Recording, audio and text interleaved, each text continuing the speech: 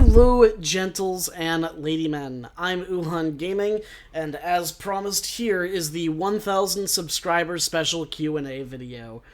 Once again, thank you for getting me to 1,000 subscribers. This has been a pretty much a lifelong dream, but you know, mostly since I started a YouTube channel. It's 6 years ago. And you know what? I'm so happy to be here now, and I really do feel like, you know, after 550 videos, I've earned every single damn one of these subscribers. So, here we go. Let's get into it. Now, the 1,000 subscriber Q&A has questions in 2 videos, because the Q&A was first brought up in one of my previous videos, and then brought up again later in an official post asking for questions. But there's questions in both, so we're going to answer them.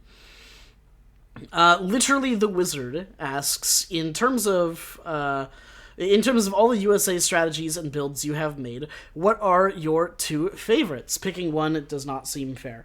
My absolute favorite would have to be the Marines. I think this is a surprise to nobody. Marines are, by and away, the most consistent build order I've created, and the original idea of get 3 TC pop Marines is not mine, but I took the idea that had a rough, very rough build order and continuously modified it and modified it and modified it with each and every single passing update that came out, and it's turned into one of my most refined strategies so far, with almost every single step being completely original and of my own design now. And it's definitely the one that probably has the highest success rate among all of my strategies, and it's one that I'm particularly proud of. The other one I would say is probably the Oyster Boom, the new strategy I just created, and that's just because Maryland is fun. It's cool to say that you have a dockless water boom that has a coin economy, affords mercenaries, and is also a fast fortress. Like, how many strategies can say that? The answer is exactly one, and it only belongs to USA. And it revolves around everything that makes USA unique, and I think it's fun. If you could rebalance USA in any way, with the caveat that the overall performance of the latter must remain about the same, what changes would you make? I don't know about a full rebalancing, but I can definitely list one thing about USA that seriously annoys me, and that is that you cannot heal Minutemen, even after you send the Marines card. I think the Marines card should make Minutemen healable. Other than that, I can't really think of anything off the top of my head in terms of how to rebalance USA. That's really the only thing that comes to mind. Would you now Stephen Sundin, also he's the asker of the previous question, also asks, would you rather fight 1 Mahout-sized Strelitz or 40 Strelitz-sized Mahouts? Well, you see, there's some caveat here, because, you know, 1 Mahout-sized Strelitz, that's a big guy, you know, and he's gonna punch and beat the shit out of you. And you would think, well, Strelitz are pretty small, so a Mahout the size of a Strelitz would you know, be pretty weak, but what you don't take into account is that Strelitz stats are small, but the Strelitz model itself is about the size of a normal skirmisher, so this is asking if I would want to fight 1 elephant-sized human or 40 human-sized elephants, and I would probably take the 1 elephant-sized human over the 40 human-sized elephants, just because I think I would have a better chance of victory of 1 over 40. Steven Sundin, he asks a lot of questions here, but you know what? I don't really have a huge fan base yet, so I will take all the questions. In your opinion, what is the worst native alliance in AoE 3? That would probably go to the Seminole Sharktooth Bowmen. The Seminoles, they get a skirmisher that's not particularly special in any stat category, and all of their native techs pretty much just buff the Seminole Sharktooth Bowman. The only thing that the Seminoles have going for them is that they both show up on, I think the map is Florida with the Caribs. You can get Seminole and Caribs together, and they have synergies with each other. because a lot of these seminal upgrades also buff the Caribs, or at least one of them does. And that's really the only thing they have going for them, so I'd say that's probably the worst one. If you were on a desert island with one AoE 3 AI personality, which one do you choose? Oh, no, this is a fun question, also by Stevenson. He asks a lot of questions. He's a good friend of mine, too, so he's clearly just trying to have some fun. If I was on a deserted island with one AoE 3 personality, well, the nicest AoE 3 personality by far would be, I think it's Gandhi, for the Indian one. I think it's Gandhi. He's incredibly nice. If you've heard all of his dialogue, he is just an absolute peach.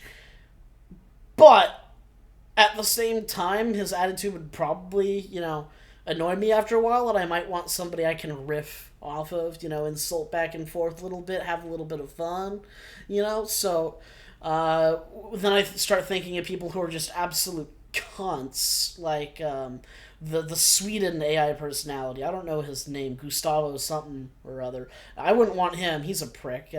But yeah, Ivan the Terrible, I feel like I could riff with. He's like a little bit of a he has the sit on the computer all day play line. You can't go wrong with that. But then I start thinking, well, if I'm gonna be trapped on a certain island with somebody, I want somebody who's gotta bring me a little bit of eye candy and also has that sass. And so that brings me to my final answer, which would be Queen Isabella. I would want to be trapped on a desert island with Queen Isabella, the Spanish AI personality. Good God, Stephen, how many questions did you ask? A groundhog seeing its shadow means 6 more months of winter. What does a bison seeing its shadow mean? Oh, it's easy. It's 6 more months of sunbows, And as long as the bison keeps seeing its shadow, then we're just going to keep trucking along. What huntable in AoE 3 would be the tastiest in real life? Bison. I've actually had bison meat before. Bison meat is delicious. It makes for fantastic burgers. Would you ever eat a bison burger? Yeah, I just said so.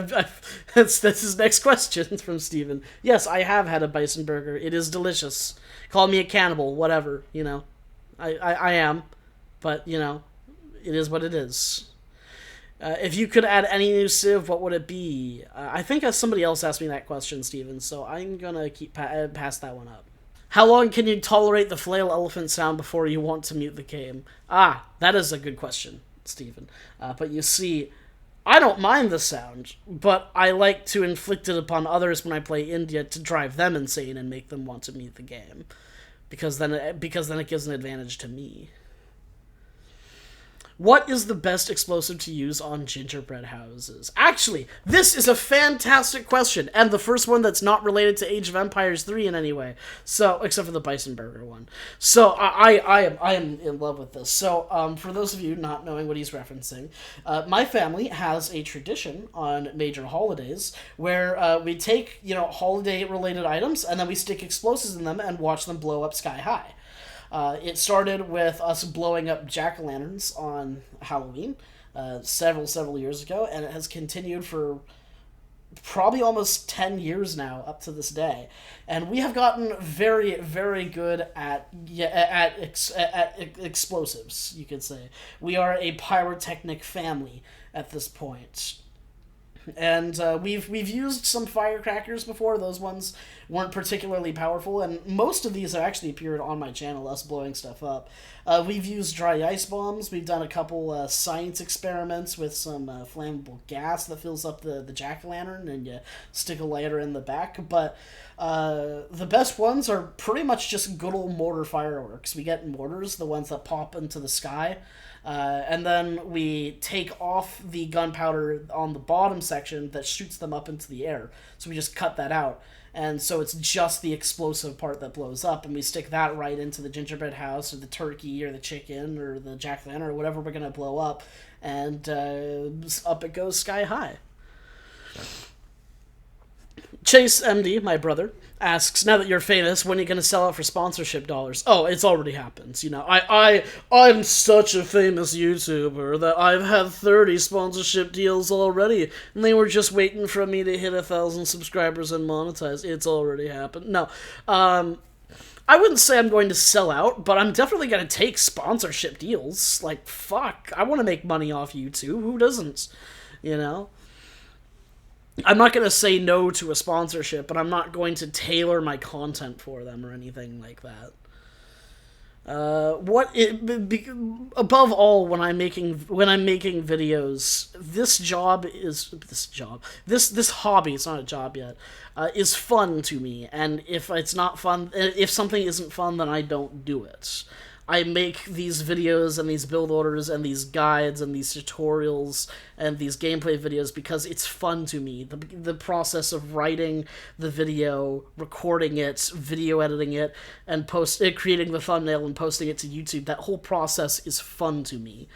And so sell out, I would say, is not something that's going to happen. Take sponsorship deals and advertise to people. That's gonna happen if I ever get the opportunity for it, because you know what? Making money is fun too! What is the best color to choose when playing, Steven asks. Well, I'm pretty famous for playing as blue pretty much every single game, and that's not because I like blue, it's just because I'm usually too lazy to actually pick my color, and I usually host the games that I play, so I just end up with blue as the default. But I actually really like orange and red as my two favorite colors when I'm playing the game. Probably red most of all. Something about the color just looks great to me, and I think it looks super good with Malta in particular. Alright, not too many questions left. What civs would you like added to the game? Says Ben. I would like Australia and Switzerland. I know that sounds a bit out there, but they have a long military history.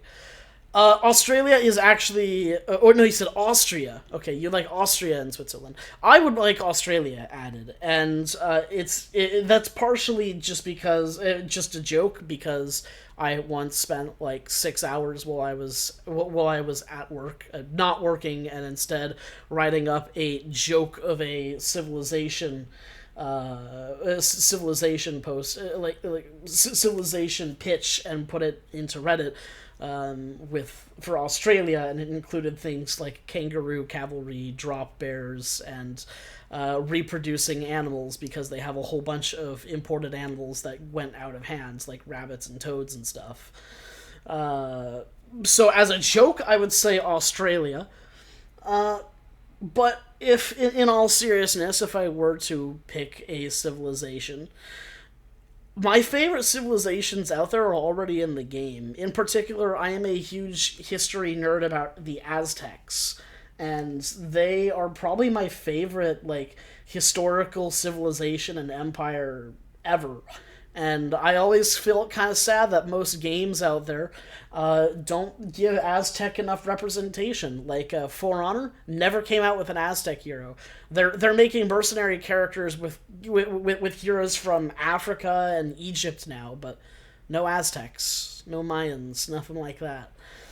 But, you know, if I'd like to just see some more Mesoamerica stuff, so you know what, screw it, let's take Maya out of the game as a small native and make it a big civilization. That would be interesting.